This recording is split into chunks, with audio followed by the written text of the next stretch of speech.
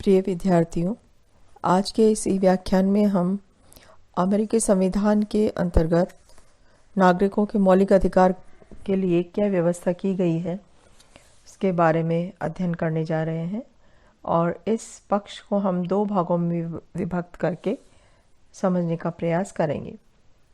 सबसे पहले हम अमेरिकी संविधान के अंतर्गत नागरिक मौलिक अधिकारों की क्या स्थिति है, कौन कौन से मौलिक अधिकार नागरिकों को प्राप्त है, इसका अध्ययन करेंगे। डेविड गुशमैन क्वायल के अनुसार संविधान के निर्माता स्वतंत्रता की घोषणा के इन शब्दों में विश्वास रखते थे कि मनुष्य को उसके सृष्टा ने कुछ अनअपहरणीय अधिकारों से संपन्न किया है। उनमें जीवन, स्वतंत्रता और सुख प्राप्ति का प्रयत्न भी है। इन अधिकारों को सुरक्षित करने के लिए ही मनुष्य में शासन तंत्रों की स्थापना होती है। यह आश्चर्य की बात है कि अपने इस विश्वास के बावजूद संविधान के निर्माताओं ने मूल संविधान में नागरिक मौलिक अधिकारों को स्थान नहीं दिया। हैमिल्टन एवं उनके साथियों का विचार था कि नागरिकों की स्वतंत्रता की रक्षा जनमत, सरकार एवं नागरिक चेतना द्वारा की जा सकती है। अतः संविधान में अधिकारों का वर्णन निरर्थक है। किंतु जेफरसन और उसके साथियों का विचार था कि संविधान में नागरिक अधिकारों की लिखित व्यवस्था होनी चाहिए। प्रारंभ में हैमिल्टन के मत की विजय हुई, किंतु शीघ्र जेफरसन का मत स्वीकार किया गया और तब सन 1791 ईस्वी में अधिकार पत्र बिल ऑफ राइट्स के रूप में पहले 10 संशोधन स्वीकार किए गए और नागरिक मौलिक अधिकार संविधान के लिखित अंग बन गए। बाद में अन्य संशोधनों द्वारा भी संविधान में अन्य मौलिक अधिकार शामिल किए गए। तो इस ऐतिहासिक पृष्ठभूमि में अमेरिका के नागरिकों को प्राप्त मौलिक अधिकारों की व्यवस्था की गई। संविधान में वर्णित मौलिक अधिकारों को 4 वर्गों में विभक्त किया जा सकता है। पहला व्यक्तिगत अधिकार, दूसरा न्यायिक प्रक्रिया से संबंधित अधिकार, तीसरा संपत्ति संबंधी अधिकार, चौथा अधिकार पत्र के अतिरिक्त अधिकार। सबसे पहले हम बात करते हैं व्यक्तिगत अधिकारों की।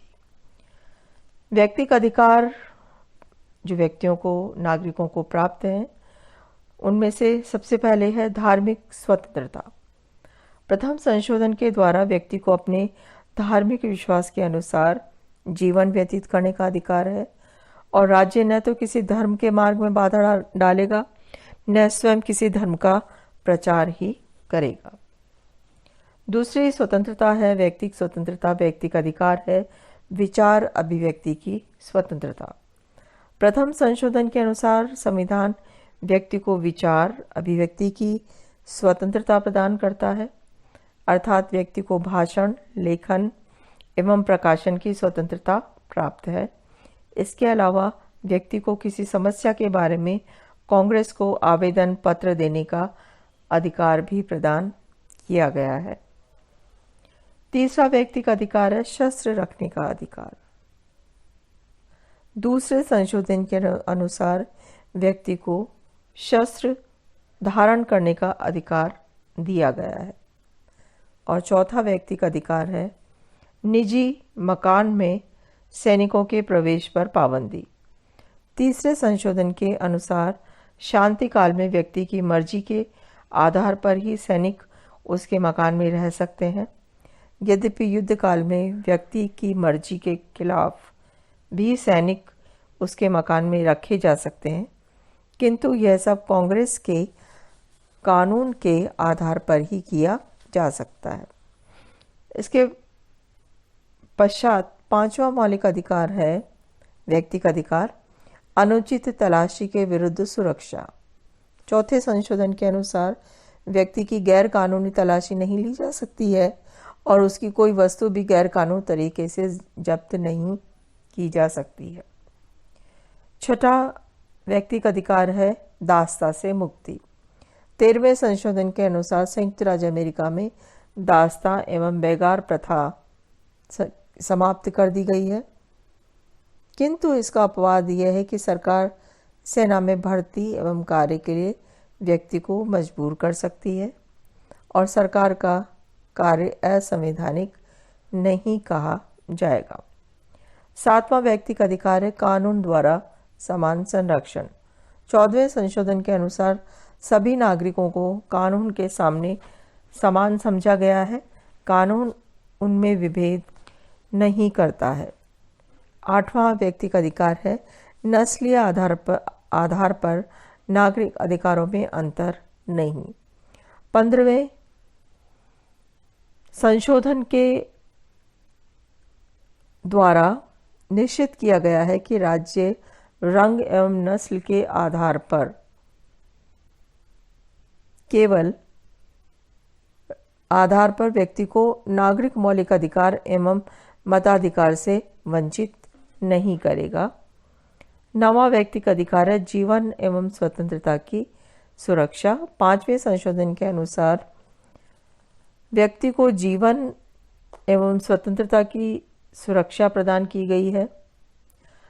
राज्य केवल कानून की उचित प्रक्रिया यानी ड्यू प्रोसेस ऑफ लॉ द्वारा ही व्यक्ति को जीवन एवं स्वतंत्रता के अधिकार से वंचित कर सकता है। और 10वां व्यक्तिगत अधिकार है न्यायिक अत्याचार से सुरक्षा। अधिकार पत्र में व्यवस्था की गई है कि न्यायपालिका न्याय के नाम पर व्यक्ति पर अत्याचार न करे। 8वें संशोधन में व्यवस्था की गई है कि न्यायपालिका किसी अभियुक्त से बहुत बड़ी जमानत की मांग नहीं करेगी। इसी प्रकार वह सजा के तौर पर किसी व्यक्ति पर बहुत बड़ा जुर्माना नहीं करेगी और न किसी को पाशविक शारीरिक सजा देगी। तो ये व्यक्तिगत अधिकार हैं जो संविधान बनने के उपरांत संविधान संशोधनों के द्वारा अमेरिका के नागरिकों को प्रदान किए गए हैं। अब अधिकारों के संदर्भ में हम दूसरे पक्ष का अध्ययन करते हैं और वो है न्यायिक प्रक्रिया से संबंधित अधिकार। व्यक्ति को अधिकार है कि वह न्याय से बचने के लिए अधिकार पत्र में वर्णित न्यायिक प्रक्रिया की मांग कर सके। और न्यायिक प्रक्रिया की कुछ प्रमुख बातें हैं। पहली, फौजदारी मामले में खुली अदालत में जूरी द्वारा शीघ्र सुनवाई का अधिकार। 6ठे संशोधन के अनुसार प्रत्येक नागरिक को अधिकार है कि वह अदालत से मांग करे कि उसके फौजदारी मुकदमे की सुनवाई शीघ्र हो। वह यह भी मांग कर सकता है कि मुकदमा खुली अदालत में चलाया जाए। अपराधी वकील की सहायता की मांग भी कर सकता है। दूसरी प्रमुख बात न्यायिक प्रक्रिया की है कि दीवानी मामलों में भी जूरी की मांग का अधिकार। 7वें संशोधन के अनुसार व्यक्ति को दीवानी मामलों में भी जूरी व्यवस्था की मांग का अधिकार है, किंतु यह मुकदमा कम से कम $20,000 या उससे अधिक धनराशि से संबंधित होना चाहिए। तो दूसरे प्रकार के अधिकार है न्यायिक प्रक्रिया से संबंधित अधिकार। तीसरे प्रकार का अधिकार है संपत्ति संबंधी अधिकार। 5वें संशोधन में कहा गया है कि राज्य कानून की उचित प्रक्रिया द्वारा ही व्यक्ति को उसकी संपत्ति से वंचित कर सकता है और जब भी राज्य व्यक्ति की संपत्ति का अधिग्रहण करेगा तब वह व्यक्ति को उचित व न्यायपूर्ण मुआवजा प्रदान करेगा।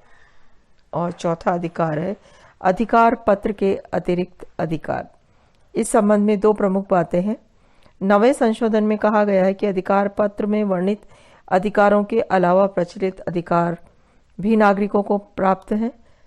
10वें संशोधन में कहा गया है कि वे सब शक्तियां राज्यों एवं उनकी जनता को प्राप्त है जो केंद्र को नहीं सौंपी गई है और जो राज्यों को मना नहीं की गई है। इस व्यवस्था के कारण जनता के अधिकारों में वृद्धि हुई है। तीसरी मुख्य बात है कि संविधान अधिकार पत्र एवं अन्य संशोधनों के अलावा मूल संविधान में व्यक्ति के अधिकारों की सुरक्षा की व्यवस्था की गई है। जैसे संविधान में कहा गया है कि बंदी प्रत्यक्षीकरण आलेख को केवल विद्रोह या आक्रमण की दशा में ही स्थगित किया जा सकता है।